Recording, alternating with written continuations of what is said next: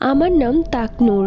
এই ঘটনার সাক্ষী আমি আর আমার ছোট ফুপি। কেননা বাড়িতে সেই দিন আমি আর আমার ছোট ফুপি একাই ছিলাম। দিনটা ছিল মঙ্গলবার। আমি আমার ছোট ফুপির খুবই আদরে। তখন ছোট ফুপির বিয়ের কথাবার্তা চলছে। পারিবারিক ভাবে ঘটকের মাধ্যমে একটি ছেলেকে পছন্দ করা হয়। এরপর তারা এসে ছোট ফুপিকে দেখে যায়। তারা বেশ পছন্দ করেছিল ছোট ফুপিকে। তো যাই হোক, এরপরে আমাদের পক্ষ থেকেও ছেলেকে দেখতে যাওয়া হবে। ছোট ফুপি আর আমি যাই। আমাদের পরিবার থেকে অনেকেই গিয়েছিলেন। রাত 8টা পার হয়ে 9টা বেজে গেল, অথচ তাদের আসার কোনো নাম নেই। অবশ্য তাদের বাসা অনেক দূরে, তারপরও বিকেল বেলা রওনা দিলে এতক্ষণে পৌঁছে যাওয়ার কথা। তো যাই হোক, আমাদের বাড়ির উঠোনে বিরাট বড় একটা তেঁতুল গাছ আছে। আমার ছোট ফুপি আমাকে বলল চাপকল থেকে এক জগ পানি নিয়ে আসতে। আমিও ফুপির কথা মতো চাপকলে পানি আনতে যাই। চাপকল চাপানোর সময় বারবার আমার শরীরটা ভার হয়ে যাচ্ছিল। আমি কয়েকবার পেছনে ঘুরে তাকিয়েছি, কিন্তু কাউকেই দেখতে পাইনি। কেন যেন বারবার মনে হচ্ছিল পেছনের তেঁতুল গাছ